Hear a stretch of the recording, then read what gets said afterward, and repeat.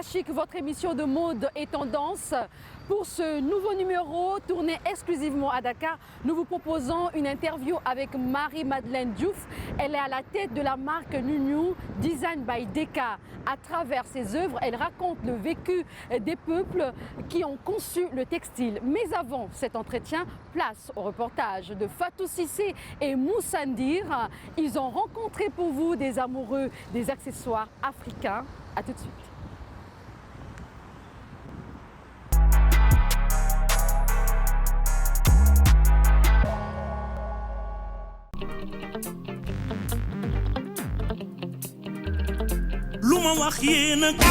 Nous sommes au marché Sandaga dans la capitale sénégalaise. On y trouve des produits made in Sénégal. Sokhna est commerçante, elle est passionnée d'objets d'art. D'ailleurs, elle confectionne à la main des bracelets, des boucles d'oreilles d'origine toucouleur, une ethnie connue au Sénégal et un peu partout en Afrique de l'Ouest. Ces accessoires, communément appelés galamsoy chez les Alpulaar, se portent souvent dans les cérémonies de mariage ou autres événements traditionnels.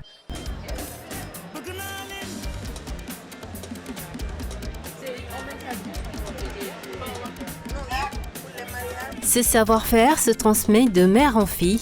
Tel est le cas de Sokhna. Cette activité ne date pas d'aujourd'hui. Nous l'avons appris de nos parents. Et les fils que nous utilisons proviennent de la région de Diourbel. Ici, au marché Sandaga, chacune de nous confectionne des bracelets, des boucles d'oreilles à son rythme. Cette activité est une affaire familiale. Sokhna travaille avec sa cousine Fatou. Tous les deux vendent plusieurs articles prisés par les femmes sénégalaises.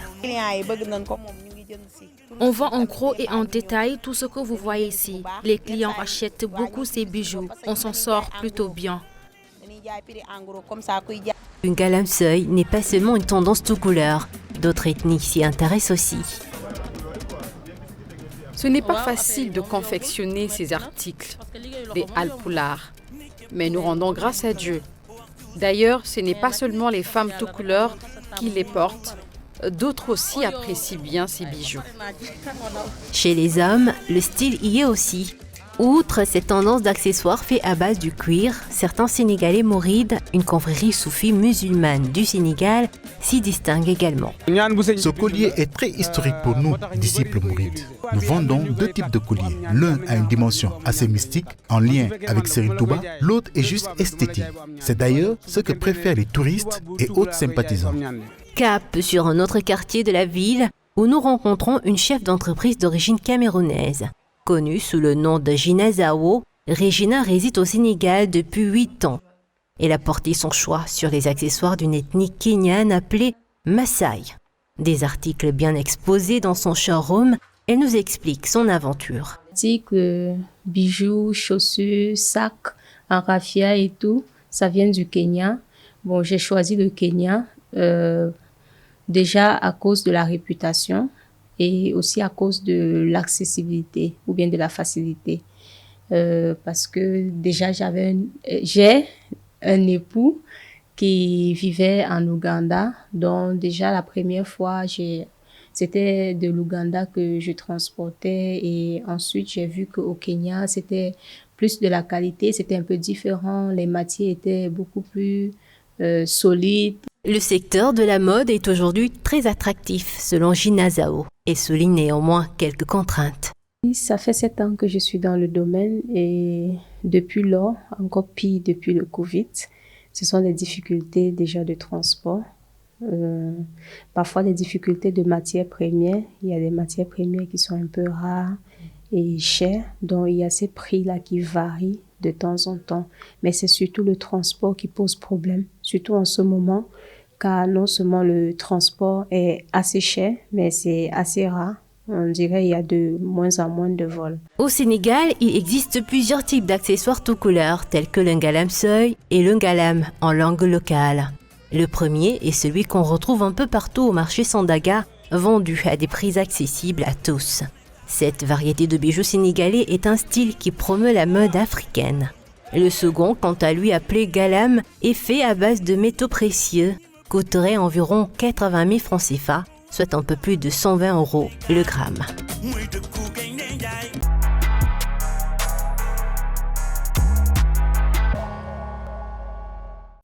Bienvenue dans cet entretien d'Africa Chic sur Medi 1 et nous recevons aujourd'hui Marie-Madeleine Diouf. Elle est fashion designer. Merci d'avoir accepté notre invitation. C'est moi qui vous remercie. Marie-Madeleine Diouf, vous êtes d'origine sénégalaise. Vous êtes à la tête de la marque Nounou Design by Deka. Dites-nous que fait exactement Nounou Design by Deka. Nounou Design by Deka fait de la recherche de matière par rapport au textile africain. Nous racontons l'histoire et le vécu des peuples à travers le design. On sort des fois de nos zones de confort, on va aller visiter des terroirs. On essaie de s'approprier ce qu'ils ont eu comme vécu et comme héritage. Dès qu'on revient à Dakar, dans nos ateliers, on sort une collection et on essaie de raconter l'histoire et le vécu de ces peuples-là. D'accord. Alors, vous dites que vous racontez le vécu des peuples qui ont conçu le textile à travers vos œuvres. Je voudrais savoir pourquoi cette signature. C'est un devoir de mémoire par rapport à cette Afrique que nous aimons tant. C'est un engagement qu'on porte pour raconter encore une fois l'héritage de nos peuples. Et vous parlez de peuples. Il y a beaucoup de peuples en Afrique. Quels sont les peuples qui vous intéressent?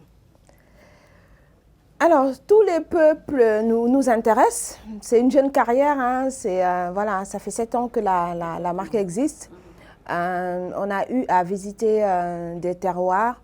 La première inspiration est venue du peuple sérère, évidemment, d'où je viens. Et oui, on a beaucoup réfléchi sur le pagne sérère qu'on appelle le tiwan. C'est un pagne noir et blanc qu'on voit, qu'on sort pendant les décès, les mariages. C'est un pagne traditionnel, oui, et les mariages. Donc pour les décès, c'est plutôt des pagnes noirs ou beige. Pour les mariages et les naissances, c'est des pagnes un peu plus colorés qui tirent sur un bleu nuit ou sur un noir pas très prononcé. D'accord. Des sérères, également des peuls, beaucoup oui, de peuples au Sénégal. Exactement, si des peuls de la Guinée. On prend un exemple très simple, un village qui s'appelle Labé, où la teinture de l'indigo et du lépi, le pagne tissé léger qu'il teigne, a été une belle expérience pour nous aussi. L'indigo, c'est le textile le plus travaillé, le plus recherché voilà, dans nos ateliers. Et c'est le produit le plus vendu. D'accord. Je vois que vous vous intéressez vraiment aux tissus traditionnels. Les tissus que vous utilisez proviennent du Sénégal, de la Guinée et bien d'autres pays africains. Mais que recherchez-vous concrètement? C'est déjà l'engagement, le développement économique de ces artisans. Quand on prend le bogolan, le pagne tissé traditionnel, l'indigo, l'épi, le pagne du Burkina, allez, on ne va pas le ndop du Cameroun. Toutes ces matières-là ont énormément d'histoire. Énormément d'histoires. Et derrière ces histoires-là, il y a un engagement économique. C'est à nous de faire vivre nos peuples. Et faire vivre nos peuples, c'est utiliser nos textiles, en tout cas pour ceux qui sont dans le design ou la mode, c'est porter ce que cette Afrique produit, c'est magnifier voilà, les œuvres de ces artisans. Vous vous êtes engagé à travailler avec les femmes communautaires à travers la teinture. Comment se passe la collaboration avec ces dames? Cette collaboration avec cette dame est la plus belle expérience de ma vie. Je l'ai démarré il y a 3 ans à Dakar. Après, on est passé à Gandiol. Après, on est passé vers... C'est à l'intérieur du Sénégal. Oui, c'est à l'intérieur du Sénégal. Après, on est passé à Tataguine, dans un village qu'on appelle Kamiak. Voilà, c'était une belle expérience aussi de rester quelques jours avec les femmes, de se réveiller, de teindre jusqu'au soir, d'apprendre des motifs, de danser, de chanter, de travailler et de partager surtout mon expérience pour qu'elles puissent être un peu plus autonomes et derrière qu'elles puissent aussi teindre à leur tour et puis proposer leur teinture au monde entier. Et vous avez expérimenté la teinture à l'argile. Racontez-nous votre expérience. Ce test du teinture à l'argile, au cactus, au eucalyptus et au charbon, au curcuma, à d'autres matières naturelles a été motivé lors de mon séjour à Gandiol où il y avait beaucoup d'argile, beaucoup de cactus aussi dans cette zone-là. Et après réflexion avec toutes ces belles personnes que j'ai croisées tout au long de cette résidence, on a décidé de faire des tests à l'oignon rouge aussi, parce que dans cette zone-là, il y a beaucoup de producteurs d'oignons. On a pu faire des tests sur du textile. Et les débuts étaient très difficiles parce que le problème qu'on a eu, c'était un problème de fixateur. Parce que teindre au naturel, c'est suivre au naturel la chaîne de production jusqu'à la fin. Hein, oui. Facile ou pas, c'était une belle expérience. C'était un challenge qu'il fallait faire. Et il y a une semaine, je suis rentrée il y a une semaine et on a pu quand même avoir le bon bout pour teindre au naturel toutes ces matières-là. Est-ce que ce sont les femmes qui vous ont proposé de cette teinture ou bien vous êtes arrivée sur place à attirer votre attention? C'était la toute première fois, j'étais allée visiter un centre que l'ONG Hahatai a mis en place, qu'ils sont en train de finir. Le centre a été construit à l'argile et avec de la paille. Et tout autour, en dehors de l'argile, il y avait beaucoup de bourgeons de cactus, les bourgeons rouges. Et dans la discussion, ce monsieur, un certain nombre de ces jeunes, on va dire, parce qu'il inspire beaucoup de jeunes, ce migrant de retour m'a proposé de tester cette teinture à l'argile et au cactus. C'était, oui, une expérience à faire et de fil en aiguille. Je veux dire, quand on en a parlé avec beaucoup de gens qui ont eu des expériences sur la teinture et tout, ça nous a poussé à encore élargir cette gamme de teintures naturelles qui nous a permis d'avoir des résultats autant sur l'oignon, sur le charbon, sur le curcuma et sur d'autres matières. Vous êtes fashion designer depuis 7 ans. Les gens apprécient ce que vous faites. Merci. Et dites-nous, avez-vous fait une formation particulière qui vous permet aujourd'hui de présenter vos articles avec autant d'originalité? Je suis autodidacte, j'ai pas fait de formation. Il faudrait que je me pose d'ailleurs pour me former. Vous êtes plutôt passionnée Oui, il y a la passion, il y a la motivation et il y a l'engagement aussi de développer nos communautés, de porter ce que nous sommes, de proposer ce que cette Afrique a de meilleur. Et après, oui, la nature a décidé aussi de m'offrir ce... Vous vous en sortez plutôt bien. Hein? Oui, très bien. Je suis heureuse. Je suis contente de tout ce que je fais.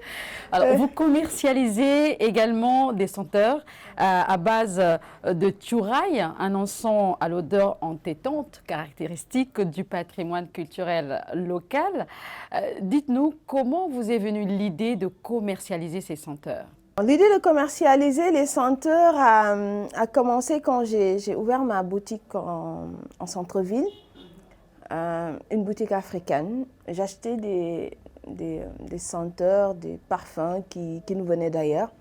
Les odeurs de ces senteurs-là ne représentaient pas au fond ce que ma boutique est, une boutique africaine qui fait du textile africain. Et j'ai décidé un dimanche de faire des mélanges de tchouraï, de senteurs à base d'eau pour les utiliser à la boutique, pour que toutes ces personnes qui rentreront dans la boutique puissent voilà, sentir ces odeurs authentiques sénégalaises et africaines. Et c'est comme ça que ça a démarré. La première senteur, quand on l'a produit, les gens qui rentraient me disaient que c'était très bon. Et je ne pensais pas les commercialiser au début. Un jour, une femme m'appelle, elle me dit qu'elle est passée à la boutique, qu'elle a senti des odeurs de Tchouraï, elle voulait en faire un cadeau à quelqu'un. Elle m'a appelé 4-5 fois pour ne plus, je veux dire, pour me débarrasser, excusez-moi, d'elle.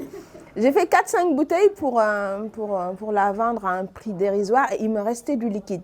Et c'est ce liquide-là que j'ai amené à la boutique et voilà, je les ai mis dans des bouteilles.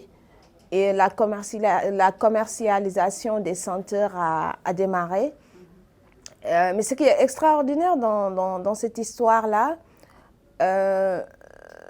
j'ai décidé de rendre à ce peuple sérère leur dû. C'est comme ça que je l'appelle. J'ai commencé, on a 7 senteurs au total. Les senteurs portent les noms de mes grands-parents. La mère de ma mère jusqu'à la 7e génération. Pourquoi les noms de mes parents? Pour raconter aussi, à chaque fois qu'on sort une senteur, on raconte l'histoire de cette femme-là qui porte la senteur. C'est des femmes qui sont restées au village, qui ne sont jamais venues en capitale. Et oui, jusqu'à cette génération, on a pu quand même raconter l'histoire de ces femmes à travers des parfums d'ambiance made in Sénégal ou Tchouraï en spray pour ceux qui connaissent le Tchouraï. Et le succès est extraordinaire. Je le dois à ce peuple-là, je le dois aussi à toutes ces personnes qui achètent nos senteurs dans le monde entier. Ce que vous dites est très intéressant. Vous rappelez un peu l'histoire de votre famille à travers ces senteurs. Mais est-ce que vous le faites également pour d'autres ethnies, pas seulement les Sérères? Écoutez, je ne pense pas. Je vais être très honnête avec vous. La seule senteur qui ne fait pas partie de ma lignée maternelle s'appelle Agen. Pourquoi Agen? Dans l'histoire du Sénégal, il y a Agen et Djambogne. Donc, c'est 2 sœurs qui étaient dans une pirogue. À un moment, la pirogue s'est cassée en 2. La première sœur s'est retrouvée en pays sérère, la deuxième s'est retrouvée en pays Djola. Et voilà, c'est comme ça qu'elles se sont perdues de vue, mais c'est 2 sœurs qui étaient dans une même pirogue. Donc, nous, dans notre culture, on a Djambogne.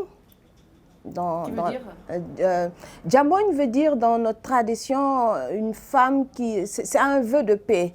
Djam, c'est la paix et Djambogne, c'est un prénom sérère qu'on retrouve beaucoup dans nos terroirs. Donc, dans ma lignée maternelle, j'ai Djambogne. Et à chaque fois qu'on proposait Djambogne à des Djola, elles nous demandaient où était Agen.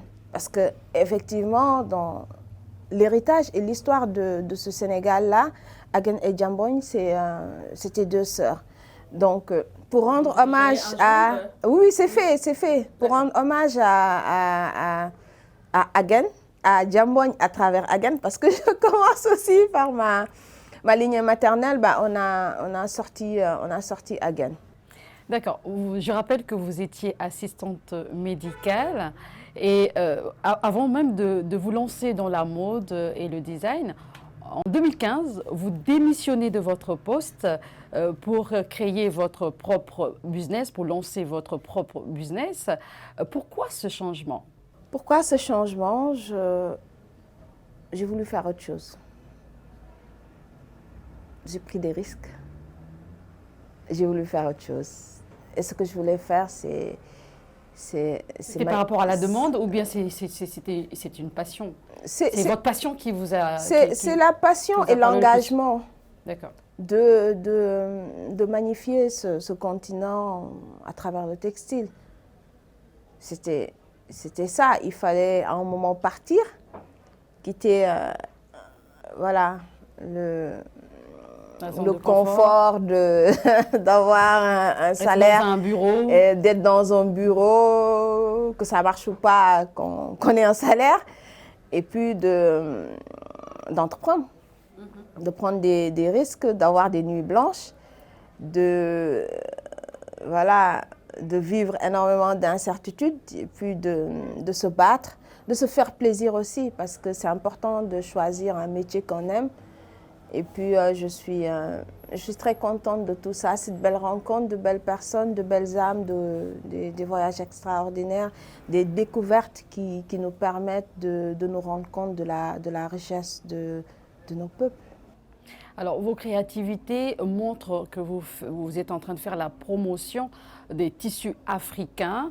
Et quels sont vos rapports avec les créateurs sénégalais ou africains? On a de bons rapports. Pour les créateurs sénégalais, on a d'excellents rapports. Moi, je trouve que l'Afrique a beaucoup de créativité. Pour avoir visité quelques pays, je trouve que le potentiel est extraordinaire. Il y a la place pour tout le monde. Il y a beaucoup de matière à exploiter et à explorer. Et voilà, dans cet engagement-là, l'Afrique y gagne beaucoup.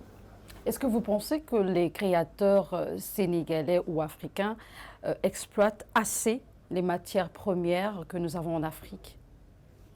Oui et non. Oui et non. Mon rêve, il faut un peu de tout pour faire le monde. Hein. La mode ne s'arrête pas au textile africain, soyons clairs. Mais il est impératif aussi qu'on développe nos économies. Si on veut que cette Afrique bouge un peu plus, il est impératif qu'on développe nos économies à travers ce que cette Afrique produit comme matière. D'accord. Et on voit également sur nos marchés des produits internationaux. Comment faire face à la concurrence, selon vous, hein?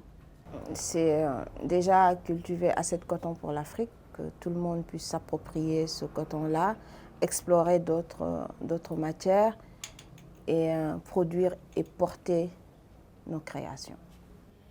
Justement, et qu'est-ce que vous en dites, le fait que vous-même, vous créez, vous avez des vêtements, vous utilisez des tissus africains, on a de la matière, mais on se demande pourquoi d'autres créateurs ne font peut-être pas la même chose. On peut utiliser les mêmes matières, mais ayant une certaine créativité pour faire face à la concurrence. Est-ce qu'il y a un manque de créativité, il y a un manque de volonté ou il y a un manque de moyens financiers? Non, je pense pas. Je pense que c'est une question d'engagement et de motivation par rapport à l'inspiration de tout un chacun qu'il faut respecter. D'autres ont fait le choix de travailler d'autres matières. Voilà, ces designers-là font des choses extraordinaires. Je suis fan. Mais personnellement, je suis convaincue et sûre que ce continent gagnerait à ce que ces designers travaillent les textiles qu'on trouve en Afrique. Vous avez l'impression que les créateurs africains, on va dire du côté de l'Afrique centrale, est-ce que ça traîne un peu de leur côté ou bien c'est plutôt pareil, que ce soit du côté de l'Afrique centrale ou ici en Afrique de l'Ouest? Je trouve que ça bouge partout. C'est encore timide, mais ça bouge. Quand on voit dans les réseaux sociaux cette effervescence par rapport à toutes ces matières qu'on retrouve ici, on peut garder espoir que oui, voilà, ces designers travaillent, font des recherches et magnifient le textile comme d'autres. Alors, vous êtes passionné de photographie et vous avez monté en décembre 2020 l'exposition de Fatidi, j'espère que je prononce bien. Fadidi. Fadidi, voilà, qui veut dire bienvenue en sérère, une langue locale. Quel était l'objectif de cette première édition? Je suis collectionneur de photos noires et blancs des années 40 jusqu'aux années 80 et de textiles des indépendances. Tout au début, quand je démarrais la collecte de photos, je me suis rendu compte que quand j'allais au village, les femmes gardaient les photos noires et blancs jalousement dans des armoires ou des placards et elles ne savaient pas exactement qu'est-ce qu'elles devaient en faire. Donc j'ai commencé, elles ont été très généreuses à les collecter Et pareil pour le textile, certains pagnes voilà, qui ont quand même un vécu, des designs et des motifs qu'on ne retrouve plus voilà, dans nos marchés.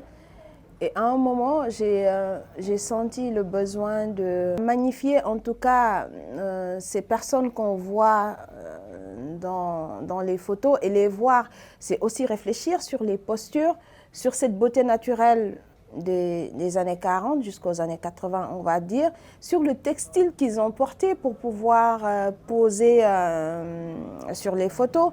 Et tout ça, c'est des sujets de réflexion qui nous ramènent à réfléchir sur cet héritage-là qu'on a. Ça a été une réussite. Vous pensez faire une deuxième édition?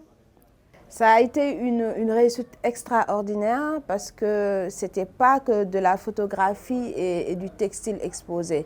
Donc il y avait des chambres d'époque, il y avait une place publique qu'on appelle Pench ou Ngel dans nos cultures. Fadidi dans ma langue natale, c'est bienvenu. C'est dire à cette personne qui vient vers nous, entre dans ma maison, viens voir ce que mon peuple a eu à faire. Et derrière, lors du vernissage, par exemple, tout ce qu'on avait proposé comme nourriture était local. La performance du défilé, c'était avec des tenues traditionnelles, de la musique traditionnelle montée avec un chorégraphe. Et tout au long de l'expo qui a duré quand même presque 2 mois, il y a eu des activités autour de l'histoire d'un roi, Massawa John. Alors, nous vous félicitons justement pour cet événement que vous avez organisé en 2020 et nous considérons ce mot que vous nous avez appris aujourd'hui, Fadidi.